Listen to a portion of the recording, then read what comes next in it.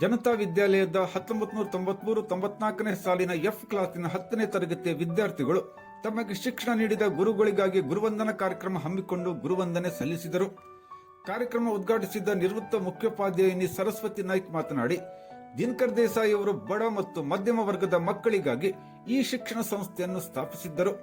ಈ ಸಂಸ್ಥೆಯಲ್ಲಿ ಕಲಿತ 1993-94ನೇ ಸಾಲಿನ ವಿದ್ಯಾರ್ಥಿಗಳು ಇಷ್ಟೊಂದು ವರ್ಷಗಳ ಬಳಿಕ ತಮಗೆ ಶಿಕ್ಷಣ ನೀಡಿದ ಗುರುಗಳನ್ನು ನೆನಪಿಸಿ ಗುರುವಂದನೆ ಸಲ್ಲಿಸಿರುವುದು ಶ್ಲಾಘನೀಯ ಮತ್ತು ಅಭಿನಂದನೀಯವಾಗಿದೆ ಎಂದರು.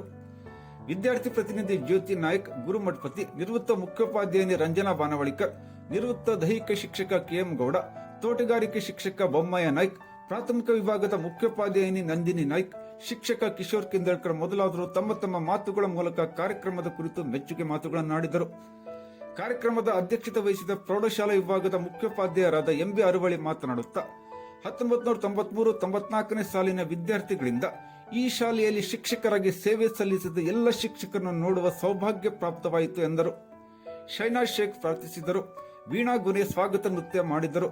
ಚಿತ್ರಾ ದೇವರಾಜ್ ಪ್ರಸ್ತಾವಿಸಿದರು. ವಿಜಯಲಕ್ಷ್ಮಿ ಕಲ್ಲಗುಡಿ ಪರಿಚಯಿಸಿದರು. ರಾಜಾರಾಮ್ ದಾಸರಿ ವಂದಿಸಿದರು. ಗುರುಮಠಪತಿ ನಿರೂಪಿಸಿದರು. ಈ ಸಂದರ್ಭದಲ್ಲಿ ಹಳೆಯ ವಿದ್ಯಾರ್ಥಿಗಳಾದ ಗಿರೀಶ್ ಗರಗ್, ಶಶಿಕಾಂತ್ ಕಾಂಬ್ಳೆ, ಸುಧೀರ್ ನಾಯ್ಕ್, ಬಸವರಾಜ್ ಇಂಡಿಗೇರಿ, ಭೀಮಪ್ಪ ಅಂಬಿಗೇರ್, ದತ್ತಾತ್ರೇಯ ನಾಯ್ಕ್, ಗೋಪಾಲ್ ಬಡಿಗೇರ್, ಮದನ್ ಮಡಿವಾಳ್, ಮಹೇಶ್ ಪಾಲ್ಕರ್, ಮೇರಿ, ಮೊಹಮ್ಮದ್ ಶಬ್ಬಿ, ರೀನಾ ಗಡ್ಕರ್, ಪೂರ್ಣಿಮಾ ಮಿರಾಶಿ ಮೊದಲಾದವರು ಇದ್ದರು.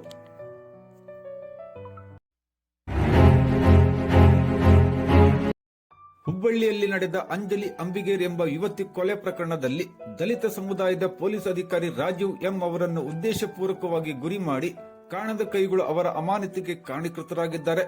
ಕೊಲೆ ಪ್ರಕರಣದಲ್ಲಿ ದಲಿತ ಅಧಿಕಾರಿಯನ್ನು ಬಲಿಪಶು ಮಾಡಿರುವುದು ಖಂಡನೀಯ.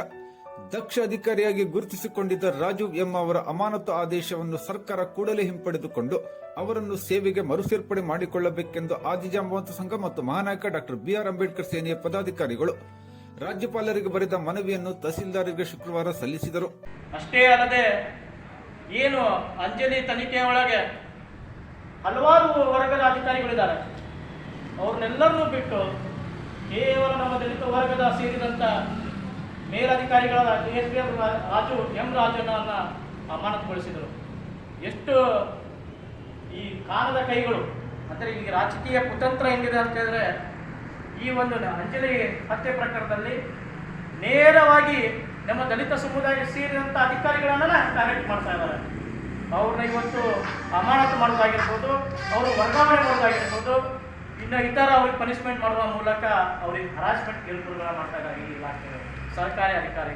ನಾವು ಸರ್ಕಾರದಲ್ಲಿ ಎಷ್ಟೇ ವಿನಂತಿ ಮಾಡ್ತಾ ಇರೋದು, ಅಂಜಲಿ ನಿಂಬಾಳ್ಕರ್, ಅಂಜಲಿ ಅವರ ಏನಿದ್ದಾರೆ ಅಂಬಿಕಾ ಅವರು ಇದ್ದಾರೆ, ಅವರ ಕುಟುಂಬಕ್ಕೆ 25 ಲಕ್ಷ ರೂಪಾಯಿ ಪರಿಹಾರ ಸಿಗಬೇಕು. ಆ ಕುಟುಂಬಕ್ಕೆ 4 ಎಕರೆ ಭೂಮಿ ಸಿಗಬೇಕು. ಆ ಕುಟುಂಬದ ಸದಸ್ಯರು ಯಾರಿಗೂ ಒಬ್ಬರಿಗೆ ಸರ್ಕಾರಿ ಉದ್ಯೋಗ ಸಿಗಬೇಕು ಅನ್ನೋದಿಗೆ ನಮ್ಮ ಮನವಿ ಪತ್ರದಲ್ಲಿ ರಾಜ್ಯಪಾಲರಿಗೆ ನಾವು ರವಾನೆ ಮಾಡ್ತೇವೆ ಮಾನ್ಯ ತಹಸೀಲ್ದಾರ್ ಮೂಲಕ. ಏನು ನಮ್ಮ ಪೊಲೀಸ್ ಇಲಾಖೆ ದಕ್ಷಾಧಿಕಾರಿಯಾಗಂತ ಎಂ ರಾಜ ಅವರಿದ್ದಾರೆ, ಕೂಡಲೇ ಅವರನ್ನ ಸೇವೆಗೆ ತಗೋಬೇಕು ಅವ್ರನ್ನ. ಹಾಗೆ ಕೊಲೆಯಾದ ಅಂಜಲಿ ಕುಟುಂಬಕ್ಕೆ 25 ಲಕ್ಷ ರೂಪಾಯಿ ಪರಿಹಾರ, 4 ಎಕರೆ ಭೂಮಿ ಹಾಗೂ ಕುಟುಂಬದ ಒಬ್ಬ ಸದಸ್ಯರಿಗೆ ಸರ್ಕಾರಿ ನೌಕರಿ ನೀಡಬೇಕು ಮತ್ತು ನೇಹಾ ಹಿರೇಮಠ್ ಹಾಗೂ ಅಂಜಲಿ ಕೊಲೆ ಪ್ರಕರಣದ ಆರೋಪಿಗಳಿಗೆ ಗಲ್ಲಿಗೇರಿಸಬೇಕೆಂದು ಮನವಿಯಲ್ಲಿ ತಿಳಿಸಲಾಗಿದೆ. ಈ ಸಂದರ್ಭದಲ್ಲಿ ವನ್ನೂರಪ್ಪ ಜರಿ, ರಾಜೇಶ್ ಕಾಂಬ್ಳೆ, ಬಸವರಾಜ್ ಹರಿಜನ್, ದತ್ತು ಮಾಳ್ಗೆ, ಸತೀಶ್ ಚವ್ಹಾಣ್, ಸರಸ್ವತಿ ಚವ್ಹಾಣ್, ಆಯಿಷಾ ಮುಖರ್ಜಿ, ಹುಸೇನ್ ಮಿಯಾ ಸವಣೂರ್, ಜ್ಯೋತಿಬಾ ಕೇದಾರಿ, ಯಾಸಿನ್ ಖಾಜಿ, ರವಿಶಂಕರ್ ಕೊಳ್ಳೂರ್, ಗಣಪತಿ ನವಲೆ, ಧರ್ಮಣ್ಣ ಭಜಂತ್ರಿ, ಶಿವಾಜಿ ಕಾಂಬ್ಳೆ ಮೊದಲಾದವರು ಇದ್ದರು.